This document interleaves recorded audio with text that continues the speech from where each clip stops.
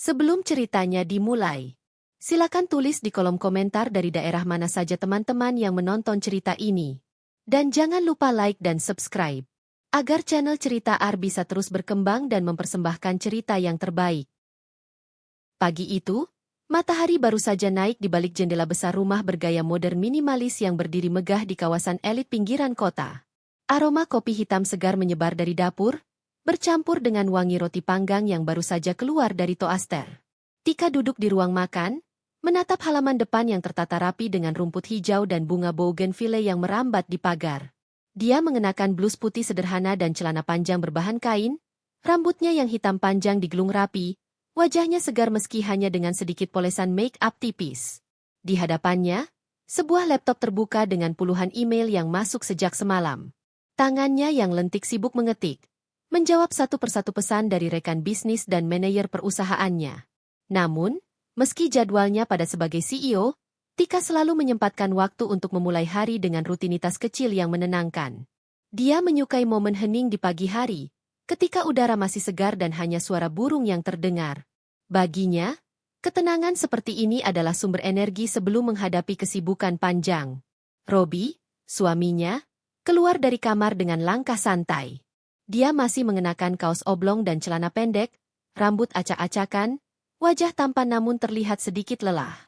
Tika menoleh sambil tersenyum lembut. "Pagi, Mas.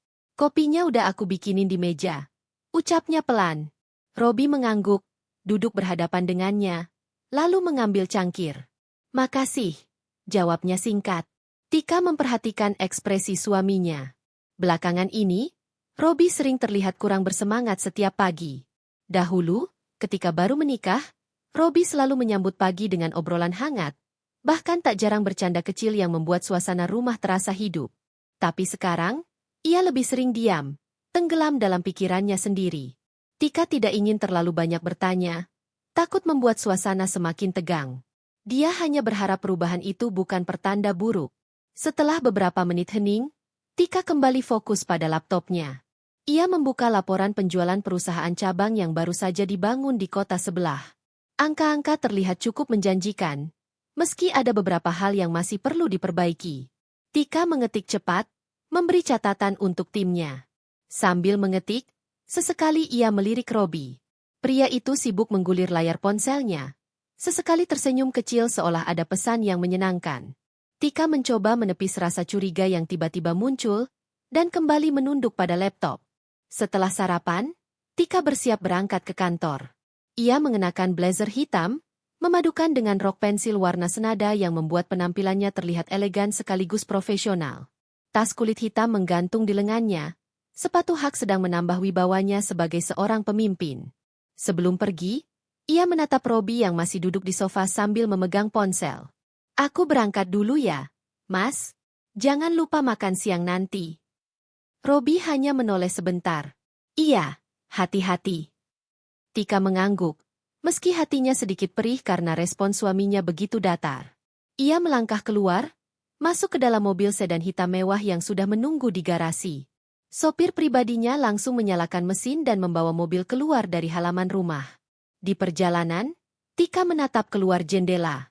Jalanan pagi itu cukup ramai, kendaraan berjejer memenuhi aspal. Ia menarik napas panjang, mencoba mengalihkan pikirannya dari kerenggangan hubungannya dengan Robi. Baginya, pekerjaan adalah pelarian sekaligus tempat ia menemukan kekuatan. Sampai di gedung perusahaannya, Tika turun dengan langkah mantap. Gedung itu menjulang tinggi, dengan kaca berkilau memantulkan sinar matahari. Di lobi, karyawan yang lewat menyapanya dengan ramah. Sebagian besar dari mereka tidak tahu bahwa Tika adalah pemilik sekaligus CEO perusahaan itu, karena sehari-hari ia lebih sering memperkenalkan dirinya sebagai bagian dari tim manajemen. Hanya jajaran direksi dan segelintir orang kepercayaan yang mengetahui identitas aslinya. Tika sengaja merahasiakan statusnya, karena ia ingin tahu bagaimana orang bersikap padanya tanpa embel-embel jabatan. Ia percaya, dengan begitu ia bisa menilai karakter karyawan secara lebih jujur. Hari itu, Tika langsung menuju ruangannya di lantai teratas. Ruangan luas dengan jendela besar menghadap kota, dinding berlapis kayu elegan, dan rak buku penuh koleksi bisnis serta literatur inspiratif. Di meja kerjanya, Tumpukan berkas sudah menunggu untuk ditandatangani. Sambil menandatangani dokumen, pikirannya sempat melayang pada masa lalu. Ia teringat perjuangannya sejak lulus kuliah, membangun usaha kecil-kecilan yang lambat laun berkembang. Semua pencapaiannya bukan hasil instan, melainkan buah kerja keras bertahun-tahun. Ketika mengenal Robi, Tika merasa hidupnya lengkap. Robi yang saat itu masih berjuang dalam karir, terlihat perhatian dan penuh semangat. Mereka menikah setelah 2 tahun pacaran, dan Tika selalu mendukung segala impian suaminya. Ia bahkan sering merasa Robi adalah motivasi terbesar dalam hidupnya. Namun, belakangan semua itu berubah. Pintu ruangannya diketuk pelan. Seorang asisten pribadi masuk, membawa catatan rapat pagi. Bu Tika, ini agenda untuk hari ini. Ada meeting dengan tim marketing jam 10, lalu makan siang dengan investor jam 12.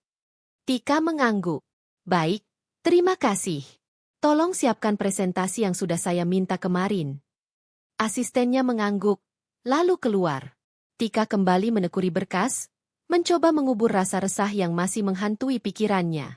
Jam 10, rapat dimulai. Ruang meeting dipenuhi jajaran manajer dari berbagai divisi.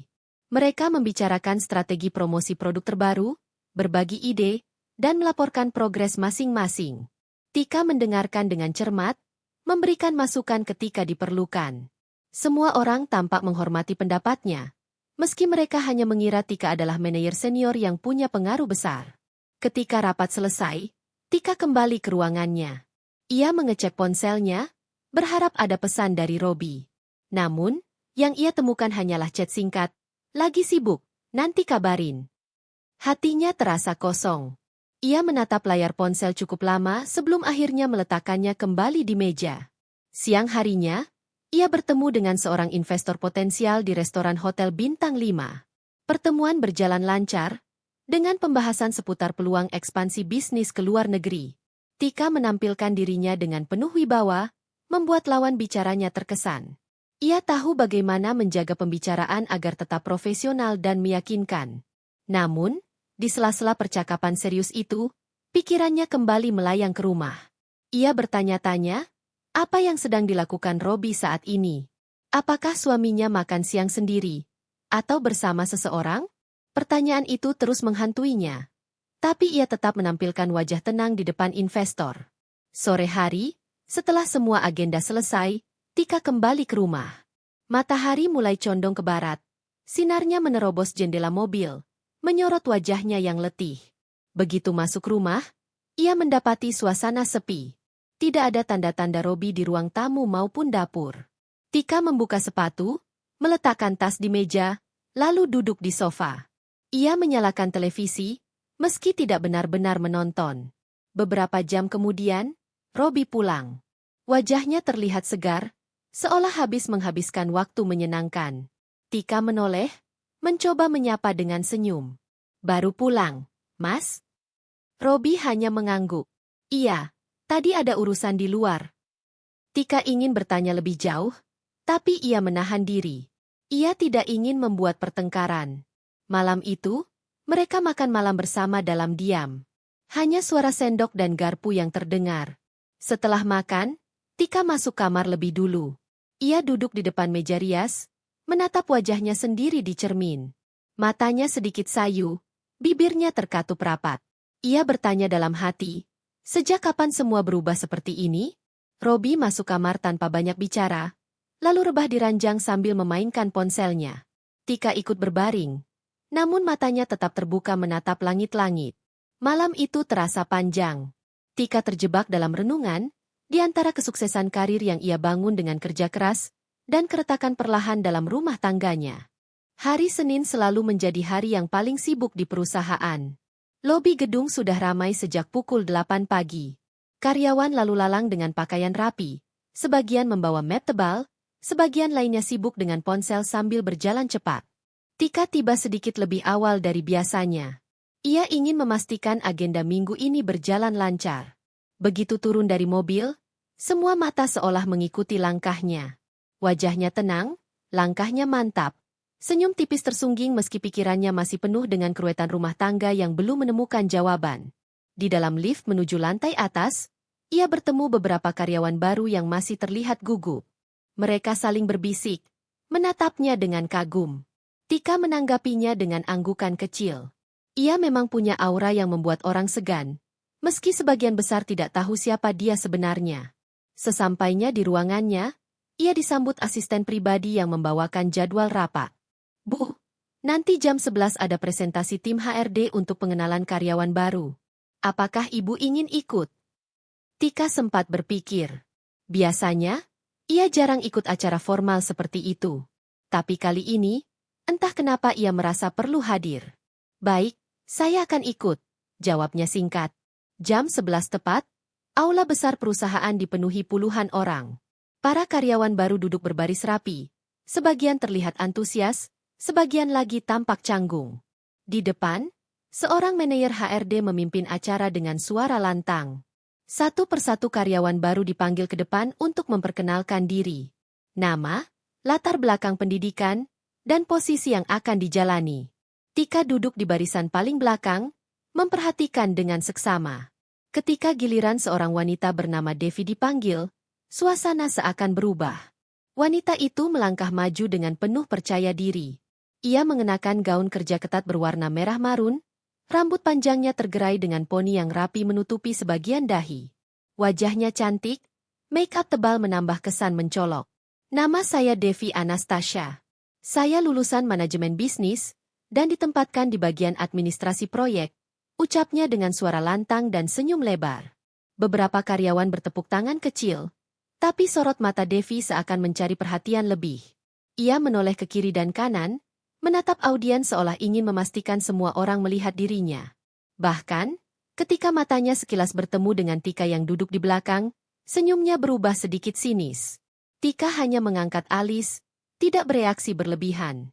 Ia sudah terbiasa melihat karyawan baru dengan rasa percaya diri berlebih.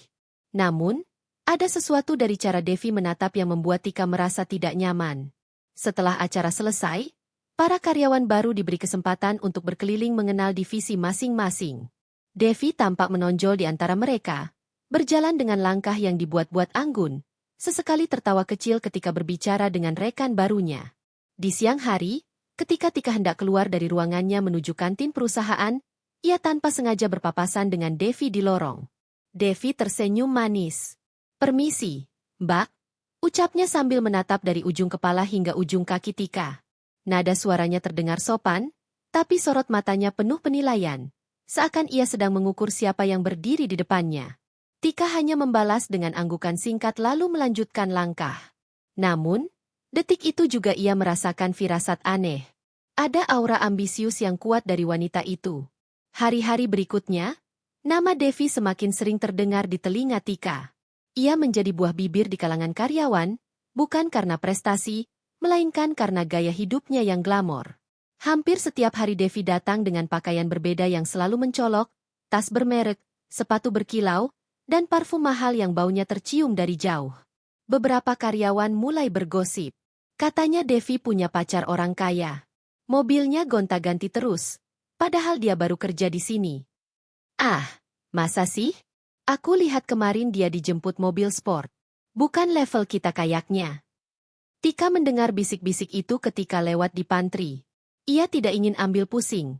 Namun telinganya menangkap satu kalimat yang membuat langkahnya terhenti. Katanya si pacarnya itu bernama Robi. Tika membeku sejenak. Jantungnya berdetak lebih cepat. Ia ingin memastikan apakah telinganya tidak salah dengar. Tapi begitu ia menoleh, dua karyawan yang sedang bergosip langsung terdiam, menyadari kehadirannya. Tika berpura-pura tidak peduli dan melanjutkan langkah. Namun, pikirannya berputar kacau. Robi? Apakah mungkin yang dimaksud adalah suaminya? Atau hanya kebetulan ada nama yang sama?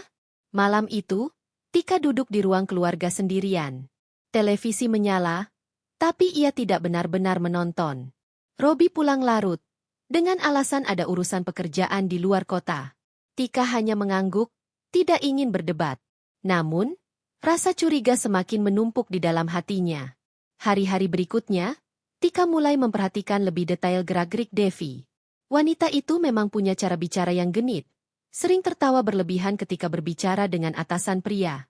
Ia juga gemar memamerkan foto-foto di media sosial.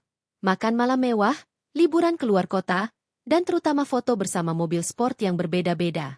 Suatu sore, ketika Tika baru saja keluar dari ruang meeting, ia melihat Devi berdiri di depan lobi. Sebuah mobil sedan mewah berhenti tepat di depannya. Devi tersenyum lebar, melambaikan tangan ke arah sopir. Ketika pintu mobil terbuka, Tika melihat sekilas sosok pria yang duduk di belakang kemudi. Hanya sekilas, tapi cukup untuk membuat darahnya berdesir. Wajah itu terlalu familiar. Itu Robi. Namun, sebelum Tika bisa memastikan lebih jauh, Devi sudah masuk ke dalam mobil dan kendaraan itu melaju pergi. Tika berdiri terpaku di depan lobi, hatinya diliputi rasa getir. Semua potongan puzzle mulai menyatu dalam pikirannya. Hari-hari berikutnya semakin terasa berbeda bagi Tika. Dulu, ia selalu menantikan kepulangan Robi setiap sore. Ada rasa hangat ketika mendengar suara mesin mobil suaminya di halaman, diikuti langkah kaki masuk ke dalam rumah. Mereka biasanya duduk bersama di meja makan, berbagi cerita tentang hari yang panjang, atau sekadar bercanda tentang hal-hal sepele. Tapi kini semua itu perlahan hilang. Robi semakin jarang pulang tepat waktu. Ia sering memberi alasan rapat mendadak, perjalanan bisnis, atau sekadar menemui teman lama. Teleponnya pun semakin sulit dihubungi pada jam-jam tertentu. Ketika Tika mencoba menghubungi, seringkali hanya terdengar nada sambung tanpa jawaban. Lalu beberapa menit kemudian balasan singkat masuk lewat pesan, "Lagi sibuk, nanti aku kabarin." Awalnya, Tika mencoba menepis prasangka buruk. Ia berusaha berpikir positif, meyakinkan diri bahwa suaminya memang sedang banyak pekerjaan. Namun, semakin lama, alasan itu terasa tidak masuk akal. Robi bukan tipe pria yang rajin bekerja lembur, ia justru lebih sering mengeluh tentang pekerjaannya. Jadi mengapa sekarang seakan-akan ia begitu sibuk hingga tak punya waktu untuk istri sendiri? Malam itu, Tika duduk sendirian di ruang makan. Jam sudah menunjukkan pukul 10 malam, namun kursi di seberangnya masih kosong. Di atas meja, hidangan makan malam yang ia siapkan sejak sore sudah dingin. Lilin aromaterapi yang ia nyalakan mulai meleleh setengah, cahayanya bergetar tertiup angin dari jendela. Ia menunggu dengan hati yang semakin berat. Pikirannya melayang pada kejadian beberapa hari lalu di lobi kantor, ketika ia melihat Devi masuk ke mobil yang dikendarai Robi. Bayangan itu terus menghantuinya, membuat ia sulit tidur di malam hari. Sekitar pukul 11 lewat, suara mesin mobil terdengar dari halaman. Tika segera berdiri, mencoba menyambut dengan senyum meski hatinya penuh tanda tanya. Robi masuk dengan wajah tenang, seolah tidak ada yang salah. "Kamu belum tidur?" tanyanya sambil melepas sepatu. Tika menggeleng pelan. "Aku tunggu kamu pulang. Makanannya udah aku siapkan dari tadi." Robi melirik meja makan, lalu tersenyum tipis. "Maaf, aku udah makan di luar. Ada jamuan dadakan, tadi nggak sempat kasih kabar." Hati Tika terasa perih, tapi ia tetap menahan diri. "Oh, ya sudah, nggak apa-apa." Mereka lalu masuk kamar tanpa banyak bicara. Robi langsung berbaring sambil memainkan ponselnya. Sementara Tika duduk di sisi ranjang, menatapnya dalam diam. Beberapa kali ia melihat Robi tersenyum kecil saat membaca layar ponselnya. Ia ingin bertanya, tapi suara di tenggorokannya seakan tercekat. Ada ketakutan besar dalam dirinya. Ketakutan menemukan jawaban yang tidak ingin ia dengar.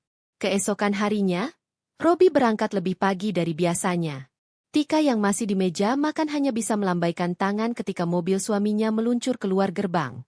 Perasaan hampa semakin kuat. Di kantor, Tika mencoba mengalihkan pikiran dengan tenggelam dalam pekerjaan. Namun, fokusnya sering buyar ketika ingatan tentang Robi dan Devi muncul. Apalagi, ia semakin sering melihat Devi memamerkan kemewahan yang mencurigakan. Di ruang pantry, beberapa karyawan kembali membicarakan Devi. "Kemarin aku lihat Devi jalan-jalan di mall sama pria ganteng. Kayaknya orang kaya deh. Mobilnya keren banget." "Ah, masa sih? Aku juga lihat di Instagramnya. Dia upload story lagi makan malam romantis. Tapi nggak kelihatan wajah cowoknya, cuma tangannya aja." Tika berpura-pura tidak mendengar, tapi jantungnya berdetak kencang. Ia merasa setiap kata yang keluar dari mulut mereka seperti pisau yang menusuk. Sore itu, sepulang kerja, Tika memutuskan mampir ke sebuah restoran di pusat kota untuk bertemu dengan seorang kolega lama. Namun, begitu ia masuk ke area parkir, langkahnya terhenti. Di sana, ia melihat sebuah mobil yang sangat ia kenal. Mobil sedan hitam milik Robi. Dengan hati berdebar, Tika berjalan pelan mendekati restoran. Dari kaca besar di sisi depan, ia melihat sosok Robi duduk di sebuah meja. Tepat di hadapannya, seorang wanita dengan rambut panjang dan gaun merah marun sedang tertawa lebar. Itu Devi. Tika merasakan tubuhnya gemetar. Napasnya terasa sesak. Ia berdiri mematung di luar, menatap pemandangan yang seolah merobek hatinya. Robi terlihat begitu santai, tersenyum, bahkan sesekali menyentuh tangan Devi di atas meja. Air mata menumpuk di pelupuk mata Tika, namun ia cepat-cepat menghapusnya. Ia tidak ingin orang lain melihat kelemahannya. Dengan langkah tergesa, ia berbalik dan masuk ke mobilnya. Sepanjang perjalanan pulang, hatinya penuh gejolak. Ia ingin menangis, ingin berteriak, ingin meluapkan semua emosi yang menyesakan. Tapi ia menahan diri. Ia tahu, waktunya belum tepat. Malam itu, ketika Robi pulang larut dengan wajah seolah tanpa dosa, Tika berpura-pura tidur. Ia membelakangi suaminya, membiarkan air mata mengalir diam-diam ke bantal. Hari-hari setelah itu, perubahan Robi semakin jelas. Ia jarang lagi mengajak Tika bicara, lebih sering sibuk dengan ponselnya, bahkan akhir pekan pun memilih keluar rumah dengan alasan pekerjaan. Tika merasakan rumah tangganya perlahan runtuh, namun ia belum siap untuk mengungkap semuanya. Ada bagian dari dirinya yang masih berharap semua ini hanya kesalahpahaman. Tapi di sisi lain, instingnya berkata jelas, sesuatu yang buruk sedang terjadi. Hari itu udara terasa begitu panas meskipun pagi baru saja berganti siang. Matahari terik menembus kaca jendela ruang kerja Tika, membuatnya sesekali menyipitkan mata sambil menutup laptopnya. Ia baru saja menyelesaikan rapat panjang dengan tim divisi keuangan, namun pikirannya sama sekali tidak bisa tenang. Sejak kejadian melihat Robi bersama Devi di restoran beberapa hari lalu, hatinya seperti dihantam badai. Ia berusaha terlihat biasa di depan semua orang, tersenyum, bahkan tetap memberikan instruksi kerja dengan tegas, tapi di dalam hatinya ada luka yang terus terbuka. Setiap kali ia menutup mata, bayangan tangan Robi yang menyentuh Devi selalu muncul begitu jelas. Siang itu, Tika memutuskan keluar sejenak untuk makan siang di kafe dekat gedung kantor. Ia butuh udara segar. Namun, langkahnya terhenti begitu sampai di lobi. Dari kejauhan, ia melihat Devi berdiri dengan gaya anggun di depan pintu masuk, mengenakan gaun kerja biru tua yang pas di tubuhnya. Devi sedang sibuk berbicara di telepon, sesekali tertawa kecil. Dan kemudian, sebuah mobil mewah berhenti tepat di depannya. Tika langsung mengenali suara mesin mobil itu. Hatinya kembali tercekat. Mobil Robi. Pintu mobil terbuka, dan Devi melangkah masuk dengan senyum penuh kemenangan. Mobil itu melaju meninggalkan halaman kantor, meninggalkan Tika yang berdiri membeku di tempat. Perasaan campur aduk membanjiri dadanya. Amarah, sakit hati, dan pengkhianatan bercampur jadi satu. Tapi sekali lagi, ia memilih menahan diri. Ia bukan tipe wanita yang gegabah. Ia harus tahu lebih banyak sebelum mengambil langkah. Sore harinya, setelah jam kerja selesai, Tika memutuskan untuk tidak langsung pulang. Ia menunggu di parkiran gedung, duduk di dalam mobil sambil mengamati keluar. Dan benar saja, sekitar pukul 7 malam, mobil Robi datang lagi. Kali ini ia melihat lebih jelas. Robi turun dari mobil dan menunggu di depan pintu. Tak lama kemudian, Devi keluar dari gedung dengan wajah ceria. Mereka berjalan beriringan menuju mobil, seolah tidak peduli dengan sekitarnya. Dari kejauhan, Tika melihat Robi membuka pintu mobil untuk Devi. Sebuah sikap yang sudah lama hilang darinya sebagai suami. Air mata Tika jatuh begitu saja. Tangannya yang menggenggam setir bergetar hebat. Ia merasa dirinya hanya seperti bayangan yang dilupakan, sementara orang lain kini mendapat perlakuan istimewa dari suaminya. Namun, di balik rasa sakit itu, ada tekad yang perlahan tumbuh. Ia tidak boleh hanya diam. Ia harus mencari bukti lebih nyata. Beberapa hari kemudian, sebuah acara pertemuan bisnis diadakan di hotel mewah pusat kota. Tika hadir sebagai salah satu tamu kehormatan. Banyak pengusaha, pejabat, dan investor yang datang. Suasana penuh kemewahan. Lampu kristal bergantungan di langit-langit, musik lembut mengalun, dan aroma bunga segar memenuhi ruangan. Tika mengenakan gaun hitam elegan, rambutnya disanggul rapi, wajahnya dipoles dengan make-up natural yang menegaskan keanggunannya. Ia berjalan dengan kepala tegak, menyapa beberapa kolega lama yang sudah mengenalnya. Namun, langkahnya terhenti ketika ia melihat sesuatu di sudut ruangan. Robbie. Ia datang dengan setelan jas biru tua yang rapi. Dan di sampingnya, Devi. Devi tampil mencolok dengan gaun merah menyala, make-up tebal, dan senyum lebar seakan bangga berdiri di sisi pria yang bukan miliknya. Mereka berdua tampak begitu mesra, berdiri terlalu dekat, bahkan sesekali saling berbisik. Darah Tika mendidih, tapi ia berusaha menahan diri. Ia berjalan melewati kerumunan tamu dengan senyum tenang, meskipun hatinya seperti diremas. Ketika pandangannya bertemu dengan Devi, senyum sinis terlihat jelas dari wajah wanita itu. Seolah ingin menunjukkan sesuatu, Devi menggandeng lengan Robbie lebih erat di depan mata Tika. Tatapannya penuh tantangan, seakan berkata, "Aku yang menang." Tika menghela napas panjang, menegakkan tubuhnya lebih anggun. Ia tidak ingin memperlihatkan kelemahan. Ia tahu, dalam situasi ini, kemarahannya adalah hiburan bagi Devi.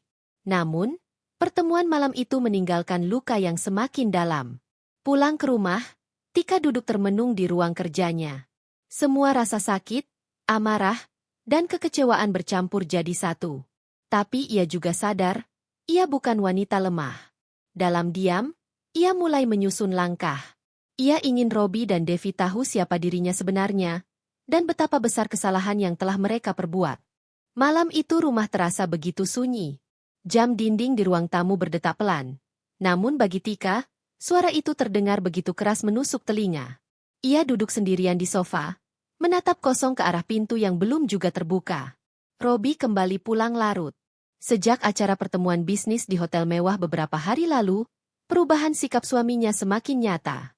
Robbie seakan tidak peduli lagi dengan keberadaan Tika di rumah. Ia tidak menanyakan kabarnya, tidak lagi memberi perhatian kecil yang dulu membuat Tika merasa berarti. Semua terasa hambar. Lampu halaman akhirnya menyala ketika mobil Robbie memasuki garasi. Tika menegakkan tubuhnya, mencoba mengatur napas agar tidak langsung meluapkan emosi. Beberapa menit kemudian, pintu terbuka. Robbie masuk dengan wajah lelah, dasinya longgar, aroma parfum yang asing menyelimuti tubuhnya. "Kamu belum tidur?" Suaranya datar, seperti bertanya tanpa peduli jawaban. "Aku tunggu kamu," jawab Tika pelan. Robbie hanya mengangguk, lalu melangkah menuju kamar tanpa menoleh. Tika mengepalkan tangannya, hatinya terasa diiris.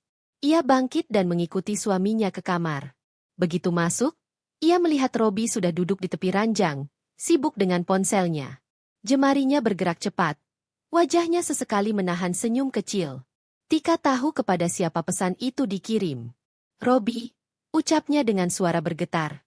Robbie menoleh sebentar. "Ya, kenapa?"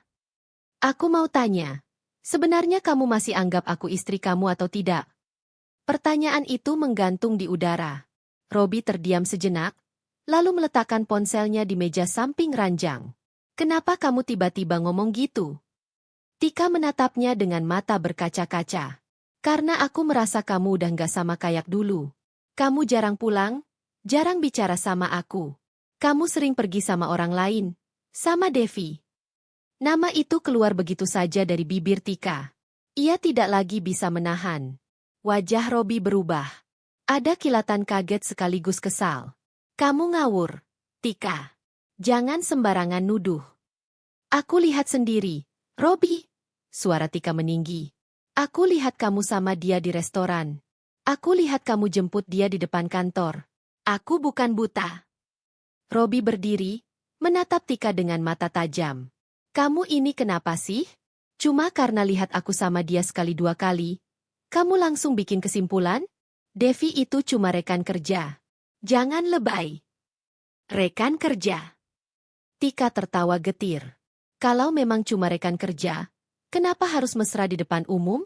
Kenapa kamu lebih sering sama dia daripada sama aku, istri kamu sendiri?" Suasana kamar memanas. Napas Tika tersengal, sementara Robbie berusaha menahan emosi. "Aku capek, Tika. Akhirnya Robi bersuara. Aku nggak mau ribut. Kalau kamu nggak percaya sama aku, itu urusan kamu. Aku udah jelasin, aku sama Devi cuma sebatas teman kerja. Titik. Tanpa menunggu balasan, Robi merebahkan tubuhnya di ranjang dan menutup mata. Seolah percakapan itu tidak penting baginya. Tika berdiri terpaku, dadanya sesak. Air mata mengalir tanpa henti, membasahi pipinya. Ia merasa seperti berbicara pada tembok. Robi tidak lagi peduli. Malam itu ia duduk di kursi dekat jendela, menatap langit gelap tanpa bintang. Hatinya penuh luka. Namun di balik tangisnya, ia tahu dirinya harus kuat. Keesokan harinya, Tika berangkat kerja dengan wajah lelah. Namun, seperti biasa, ia menutupi semua itu di depan para karyawan. Ia berjalan dengan wibawa, memberi arahan, mendengarkan laporan, dan tetap tampil sebagai sosok pemimpin yang tegas. Namun, di balik semua itu, matanya selalu mencari-cari. Dan sore itu, di parkiran basement, ia kembali melihat pemandangan yang membuat hatinya hancur. Devi keluar dari lift dengan wajah ceria, lalu menghampiri sebuah mobil yang sudah menunggu. Pintu terbuka dari dalam, dan Tika jelas melihat sosok Robi duduk di balik kemudi. Devi masuk sambil tertawa kecil. Pintu tertutup, lalu mobil itu melaju pergi. Tika berdiri membeku. Dunia seakan berhenti berputar. Semua alasan Robi, semua penolakan, semua bantahan, semuanya runtuh begitu saja. Bukti di depan mata sudah lebih dari cukup. Ia menggenggam tasnya erat-erat, berusaha menahan teriakan. Tapi air matanya jatuh lagi, membasahi pipi tanpa bisa dicegah. Malamnya, ia tidak bicara sepatah kata pun ketika Robi pulang. Ia hanya diam, duduk di sofa, sementara Robi langsung masuk kamar tanpa peduli. Suasana rumah berubah menjadi penjara sunyi. Hari demi hari, luka itu semakin terbuka. Tika merasa hidupnya terombang-ambing di antara kenyataan pahit dan cinta yang masih tersisa. Ia tahu, pada akhirnya ia harus memilih, bertahan dalam sakit, atau melawan dengan kebenaran yang ia miliki. Dan perlahan, di dalam hatinya, api kecil mulai menyala. Api itu bukan hanya dari rasa sakit, tetapi juga dari harga diri yang terinjak. Pagi itu udara terasa lebih dingin dari biasanya. Tika duduk di meja makan, menatap secangkir teh yang masih mengepul di depannya. Ia sudah menyiapkan sarapan sederhana, namun perutnya sama sekali tidak berselera. Rumah terasa begitu asing, seperti tempat yang tidak lagi nyaman baginya. Robi keluar dari kamar dengan kemeja rapi, dasi terikat sempurna, wajahnya terlihat segar seakan tidak ada beban. Ia mengambil roti panggang, menggigitnya sambil membuka ponsel. Tika hanya menatap tanpa berkata-kata. Keheningan itu berlangsung lama. Hanya suara sendok mengenai cangkir dan ketukan layar ponsel yang terdengar. Tika akhirnya menghela napas dalam, lalu memberanikan diri membuka suara. Robi, kita bisa bicara sebentar? Suaranya pelan, hampir bergetar. Robi menoleh sekilas. Tentang apa lagi? Aku buru-buru. Buru-buru? Kamu selalu bilang buru-buru. Aku bahkan gak tahu kamu masih anggap rumah ini sebagai rumahmu atau enggak. Kata Tika dengan nada getir. Robi menghentikan gerakannya, meletakkan roti di piring. Tika, aku capek kalau harus bahas hal yang sama terus. Aku kerja, aku cari uang. Kalau aku pulang telat atau sibuk, bukan berarti aku nggak peduli. Tapi kenyataannya kamu lebih sering sama Devi daripada sama aku. Suara Tika meninggi, matanya berkaca-kaca. Robi mendengus kesal. Devi itu bawahan aku di kantor. Jangan terlalu curiga. Tika terdiam, menatapnya dengan tatapan tajam. Bawahan? Apa semua bawahan kamu jemput dengan mobil pribadi? Apa semua bawahan kamu gandeng di depan umum? Kata-kata itu membuat Robi terdiam sejenak. Ia menatap Tika, lalu menghela napas panjang. Aku nggak mau ribut. Aku pergi dulu. Robi langsung mengambil jas dan bergegas keluar, meninggalkan Tika yang duduk terpaku di kursinya. Air mata kembali menetes. Tapi kali ini bukan hanya karena sakit hati, melainkan karena rasa marah yang semakin menumpuk. Hari itu, setelah Robi pergi, Tika memutuskan untuk masuk kerja lebih siang. Ia duduk lama di ruang kerja pribadinya di rumah, membuka laptop, lalu mulai mencari data. Ia tahu posisinya bukan hanya sebagai seorang istri, tapi juga CEO di perusahaan tempat Devi bekerja. Ia membuka beberapa laporan internal, terutama dari divisi tempat Devi ditempatkan. Dari sana, ia mulai menemukan kejanggalan kecil, laporan keuangan yang tidak sinkron, catatan lembur yang terlalu sering, dan nama Devi yang selalu muncul dalam daftar proyek tertentu. Semakin lama ia membaca, semakin jelas benang merah itu. Devi seakan sengaja mendekat ke proyek-proyek penting, dan Robbie, yang juga punya posisi strategis, selalu ada di sana. Tika menutup laptopnya dengan gemetar. Rasa sakit hati bercampur dengan kesadaran baru. Pengkhianatan ini bukan hanya soal cinta, tapi juga soal profesionalitas, soal harga diri, bahkan soal masa depan perusahaan. Malamnya, Robbie pulang larut lagi. Kali ini ia bahkan tidak masuk kamar lebih dulu, tapi duduk di sofa sambil sibuk dengan ponselnya. Tika memperhatikannya dari pintu kamar, lalu perlahan mendekat. "Robbie," panggilnya lirih. Robbie menoleh sekilas, lalu kembali ke ponselnya. "Iya." Tika menatapnya dalam-dalam. "Aku tahu semuanya." Robbie menghentikan gerakan jarinya. "Maksud kamu apa?" "Aku tahu hubungan kamu sama Devi. Aku lihat, aku dengar, dan aku punya bukti." Wajah Robbie berubah tegang. "Tika, jangan asal ngomong. Kamu mau fitnah aku di rumah sendiri?" "Aku nggak fitnah. Aku lihat kamu jemput dia. Aku lihat kamu bawa dia ke acara. Dan aku tahu kamu sengaja libatkan dia di proyek-proyek tertentu." Robbie berdiri dengan wajah merah padam. "Kamu mau apa lagi dari aku, Tika? Aku kerja siang malam buat rumah ini, buat hidup kita, dan kamu malah nuduh aku selingkuh." Air mata Tika jatuh, tapi ia tidak mundur. "Aku nggak butuh uangmu, Robbie. Aku butuh kesetiaanmu. Kalau kamu udah nggak bisa kasih itu, kenapa kamu masih ada di sini?" Suasana hening. Robbie menatap Tika lama, matanya berkilat marah sekaligus bingung. Ia tidak menjawab, hanya meraih kunci mobilnya dan keluar dari rumah dengan bantingan pintu keras. Tika terduduk di lantai, menangis dalam diam. Tapi di balik air matanya, ada tekad yang semakin kuat. Ia tahu jalan yang ia tempuh tidak akan mudah. Tapi ia tidak bisa terus-menerus dipermainkan. Keesokan harinya, Tika datang ke kantor lebih awal dari biasanya. Ia berdiri di depan kaca besar ruangannya, menatap gedung-gedung tinggi di luar. Dalam hatinya, ia berjanji, ia akan ungkap semuanya. Devi harus tahu siapa sebenarnya Tika, dan Robbie harus sadar apa yang telah ia hancurkan. Hari itu kantor sedang sibuk-sibuknya. Beberapa divisi tengah mempersiapkan presentasi besar untuk calon investor baru. Gedung penuh dengan lalu lalang karyawan yang membawa berkas, laptop, dan dokumen penting. Tika berjalan menyusuri lorong dengan langkah mantap. Dari luar ia tampak tenang. Namun dalam dadanya, gejolak tidak pernah surut. Ia sudah mulai menyusun rencana. Tidak hanya sebagai seorang istri yang dikhianati, tapi juga sebagai pemimpin yang harus menjaga kehormatan perusahaan. Jika Robbie dan Devi berani bermain api di tempat yang juga menjadi tanggung jawab Tika, maka ia harus turun tangan sendiri. Siang itu, Tika sengaja memanggil beberapa kepala divisi untuk rapat kecil. Di ruang rapat, ia memperhatikan laporan-laporan proyek yang sedang berjalan. Matanya tajam menelusuri setiap angka, setiap nama, setiap tanda tangan. Dan lagi-lagi, nama Devi muncul terlalu sering dalam catatan yang seharusnya tidak melibatkan posisi setingkat dirinya. "Kalian yakin penempatan personel ini sudah sesuai?" tanya Tika dengan nada dingin. Beberapa kepala divisi saling pandang. Salah satu dari mereka menjawab dengan ragu, "Itu permintaan langsung dari bagian koordinasi proyek, Bu, kebetulan yang mengatur Pak Robbie." Tika mengetuk meja dengan ujung jarinya. "Baik. Untuk sementara, saya minta setiap data proyek ke depan diserahkan ke meja saya lebih dulu sebelum diputuskan." Rapat selesai, dan para kepala divisi keluar dengan wajah canggung.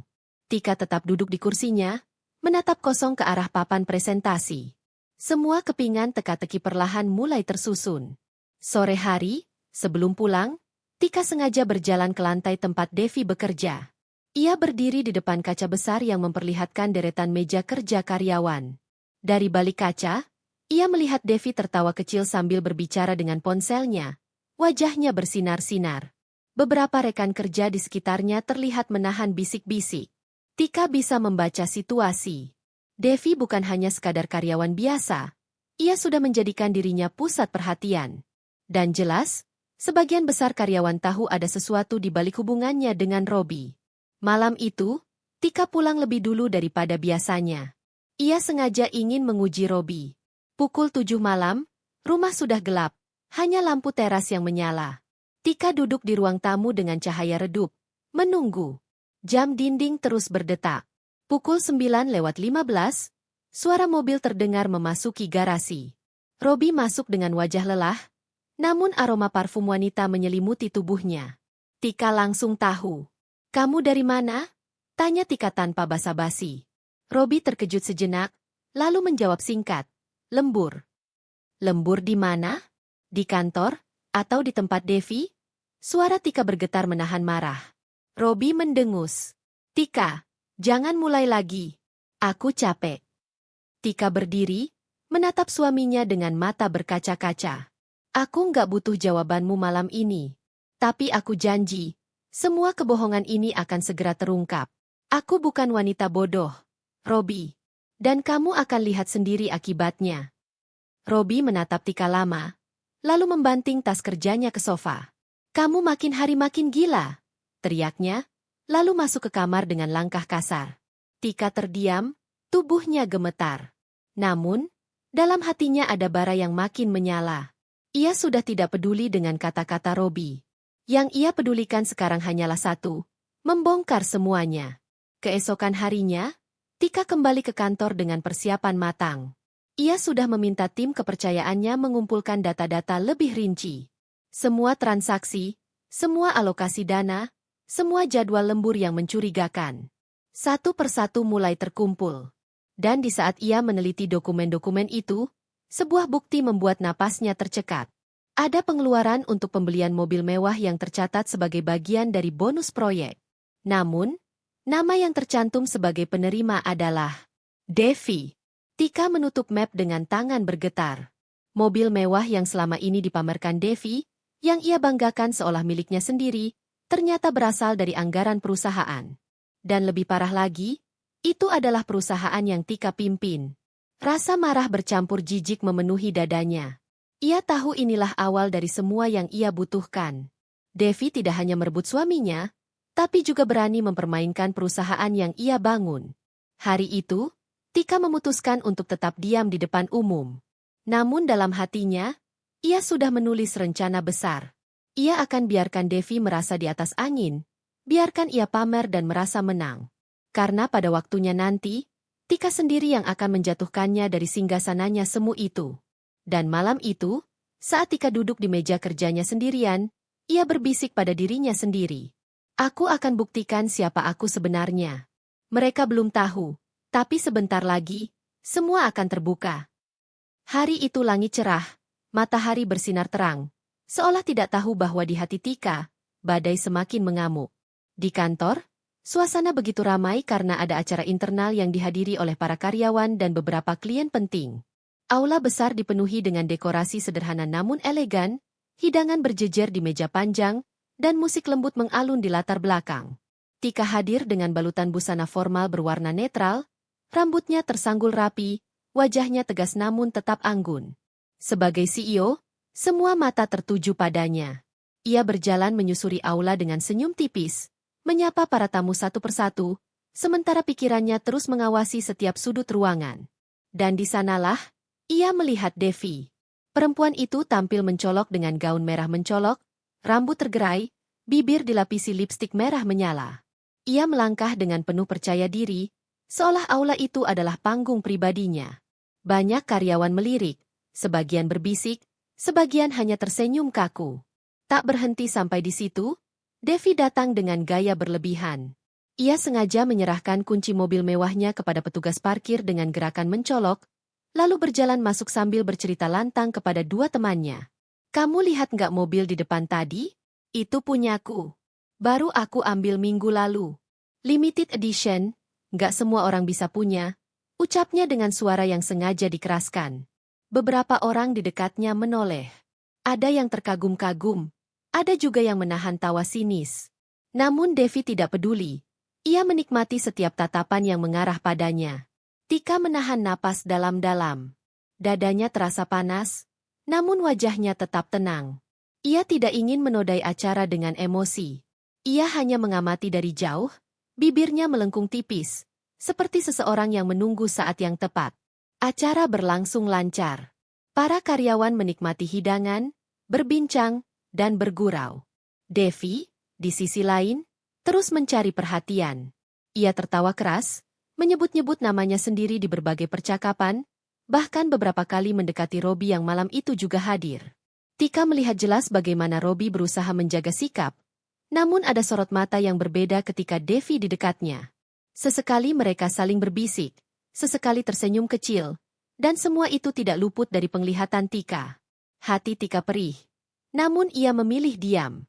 Baginya, kesabaran adalah senjata paling ampuh saat ini. Ketika acara hampir selesai, Devi membuat langkah besar lainnya. Ia berdiri di tengah kerumunan, lalu dengan sengaja mengeluarkan kunci mobil dari tas mewahnya. Dengan gaya sok santai, ia berkata cukup keras agar orang-orang mendengar. Aduh, aku lupa mau cerita. Jadi minggu lalu aku dapat kejutan dari seseorang yang spesial. Mobil itu, yang kalian lihat di depan, sebenarnya hadiah. Nggak semua orang bisa dapat perlakuan istimewa kayak aku. Beberapa orang terperangah, sebagian langsung bergumam, sebagian melirik ke arah Robi. Aura canggung menyebar di aula itu. Tika berdiri di dekat panggung kecil tempat acara berlangsung, wajahnya tetap tersenyum samar. Namun di dalam hatinya, ia tertawa getir. Semua orang mungkin melihat Devi sebagai wanita beruntung yang mendapat hadiah mewah, tapi hanya Tika yang tahu kebenaran pahit di balik itu. Mobil itu bukan pemberian Robi, bukan juga hasil kerja keras Devi. Itu adalah mobil perusahaan, mobil yang pada dasarnya adalah milik Tika. Ia menatap Devi lama, tatapannya tajam namun tersembunyi di balik senyum. Ia membiarkan Devi menikmati panggungnya malam itu. Biarkan ia merasa menjadi ratu, biarkan ia mengira semua orang iri padanya. Karena pada waktunya nanti, Tika sendiri yang akan menarik tirai panggung itu, dan membiarkan semua orang melihat siapa Devi sebenarnya. Setelah acara selesai, tamu-tamu mulai bubar. Devi berjalan keluar dengan langkah angkuh, menekan tombol mobilnya sehingga lampu menyala mencolok. Ia sengaja berhenti sejenak di dekat mobilnya, memamerkan interior mewah di hadapan beberapa karyawan yang ikut keluar. Cantik banget, kan? Katanya sambil tersenyum puas. Aku suka banget warnanya, cocok banget sama aku. Tika ikut berjalan keluar, berdiri tak jauh dari kerumunan itu. Ia menatap Devi tanpa berkata-kata, lalu perlahan masuk ke mobil pribadinya yang sudah menunggu. Saat supirnya menyalakan mesin, Tika masih sempat melihat Devi yang tertawa sambil menyentuh bodi mobil itu dengan penuh kebanggaan. Dalam perjalanan pulang, Tika bersandar di kursi belakang, menutup mata. Di dalam kepalanya, rencana demi rencana mulai terbentuk. Malam ini ia sudah melihat sendiri betapa sombongnya Devi. Dan semakin sombong Devi, semakin mudah ia akan jatuh ketika kebenaran akhirnya terungkap. Tika tersenyum tipis, meski hatinya tetap perih. Nikmatilah panggungmu, Devi, bisiknya dalam hati. Karena sebentar lagi, panggung itu akan jadi jurang yang menelanmu. Beberapa hari setelah acara kantor itu, suasana rumah Tika dan Robi semakin dingin. Pagi yang biasanya diisi percakapan singkat kini hanya penuh dengan suara sendok, piring, dan detik jam dinding. Tika lebih banyak diam, namun matanya selalu memperhatikan gerak-gerik Robi. Ia bukan lagi seorang istri yang berharap pengertian, melainkan seorang wanita yang menunggu celah untuk menyingkap kebenaran. Robi tampak makin sering pulang larut. Ia beralasan rapat dengan klien, lembur proyek, atau menjalin relasi bisnis. Namun bagi Tika, alasan itu hanyalah tembok rapuh yang semakin mudah diterobos. Malam itu, Tika duduk di ruang tamu sambil memandangi layar ponselnya. Ia sudah meminta seorang staf kepercayaannya untuk memantau mobil perusahaan yang kini ada di tangan Devi. Sebuah pesan baru masuk, foto Devi keluar dari restoran mewah bersama Robi, tertawa sambil menggandeng lengannya. Tika menatap foto itu lama, kemudian menghela napas panjang. Rasa sakit seperti ditusuk berkali-kali, tapi ada pula kepuasan pahit di dalam dirinya. Bukti demi bukti kini makin jelas. Pukul 11 malam, suara pintu depan terdengar. Robi masuk dengan wajah kelelahan, dasinya sedikit longgar, Aroma alkohol samar tercium. Kamu baru pulang. Suara Tika datar. Ya, jawab Robi singkat, langsung menaruh jasnya di sofa. Dari mana? Tanya Tika tanpa menoleh. Meeting, jawab Robi cepat. Tika tersenyum miris. Meeting sampai larut malam, dengan parfum wanita masih menempel di bajumu. Robi terdiam sejenak, lalu menatap Tika tajam. Kamu mengikutiku?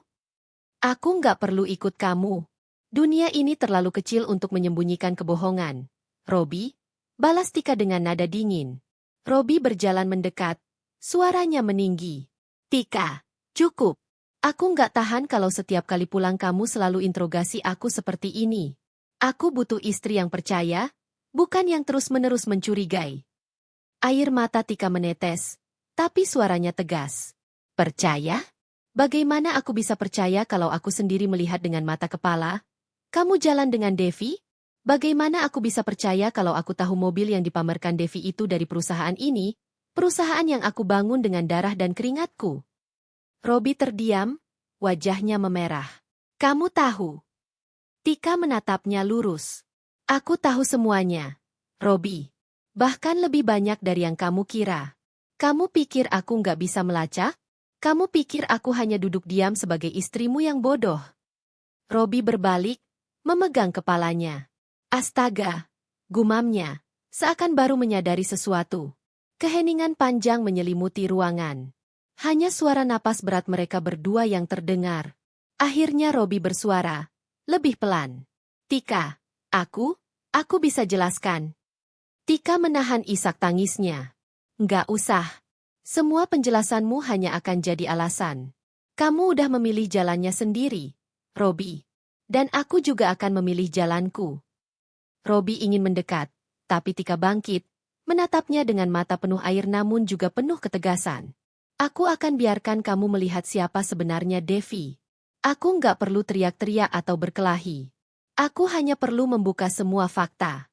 Saat itu terjadi, kamu akan tahu apa yang sudah kamu hancurkan. Robi terdiam. Ia tidak mencoba menahan, tidak juga membantah. Malam itu ia hanya duduk di sofa, menunduk, sementara Tika melangkah masuk ke kamarnya sendiri, menutup pintu perlahan. Di dalam kamar, Tika duduk di tepi ranjang, memeluk dirinya. Dadanya sesak, air matanya jatuh tanpa henti. Namun di balik semua itu, ada kekuatan yang terus ia pupuk. Ia tahu perang ini bukan sekadar tentang cinta. Ini tentang harga diri, tentang kehormatan, tentang kebenaran yang harus ditegakkan. Keesokan harinya, Tika datang ke kantor dengan wajah yang jauh lebih tenang.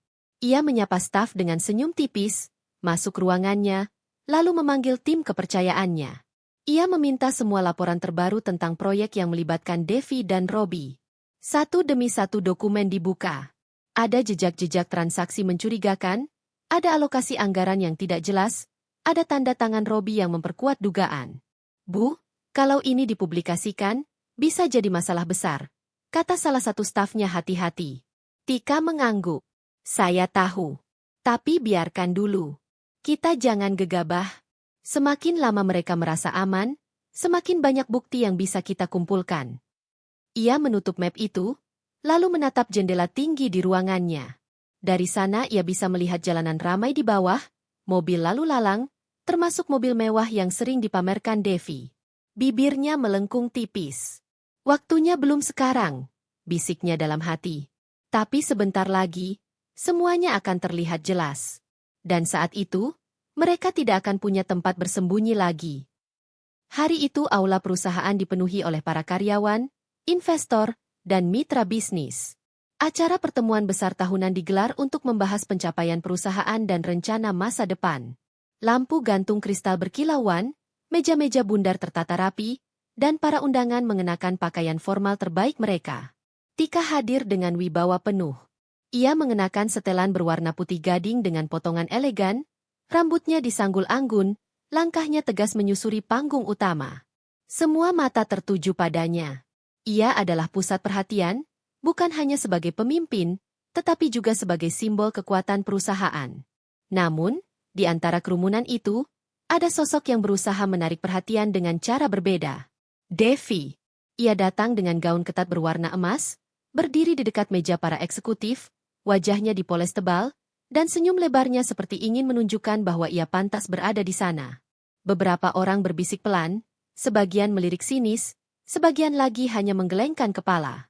Kehadiran Devi memang sudah lama menjadi bahan pembicaraan di kantor. Namun malam itu, ia terlihat lebih percaya diri dari biasanya. Di tangannya, ia menggenggam kunci mobil mewah, sengaja dimainkan agar semua orang melihat.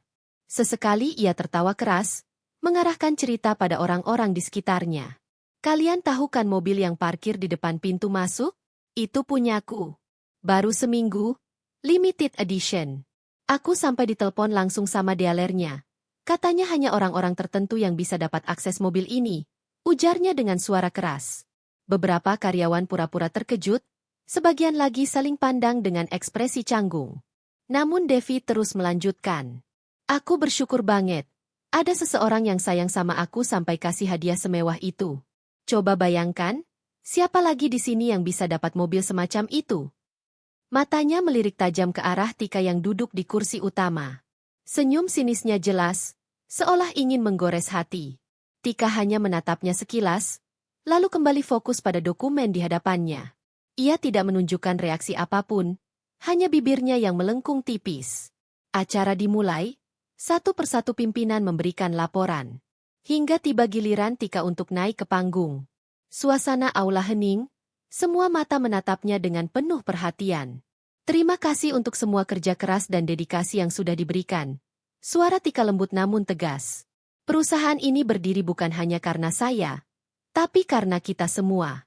Setiap karyawan, setiap tim, punya peran besar dalam perjalanan panjang ini. Semua orang bertepuk tangan. Namun sebelum melanjutkan, Tika berhenti sejenak.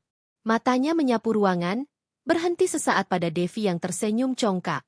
Saya juga ingin mengingatkan, lanjut Tika, bahwa setiap aset perusahaan adalah hasil kerja keras kita bersama. Setiap mobil, setiap fasilitas, setiap proyek, semuanya adalah bagian dari perusahaan. Tidak ada yang boleh digunakan untuk kepentingan pribadi tanpa izin dan prosedur yang sah. Kerumunan mulai bergumam. Beberapa pasang mata langsung melirik arah Devi, yang wajahnya perlahan berubah. Tika menambahkan, saya mendapat laporan bahwa salah satu kendaraan perusahaan digunakan di luar kepentingan resmi. Kendaraan itu, kebetulan, yang selama ini dipamerkan seolah milik pribadi. Ruangan menjadi sunyi. Semua orang menoleh ke arah Devi, yang kini wajahnya memucat. Tangan yang tadi memegang kunci mobil bergetar. Tika menatapnya tajam dari atas panggung, lalu tersenyum tipis. Saya kira semua orang di sini sudah tahu kendaraan apa yang saya maksud. Bisik-bisik semakin ramai. Devi berusaha tersenyum, namun suaranya bergetar ketika berkata, Itu hadiah. Bukan mobil perusahaan. Tika turun dari panggung dengan langkah anggun, mendekati meja Devi.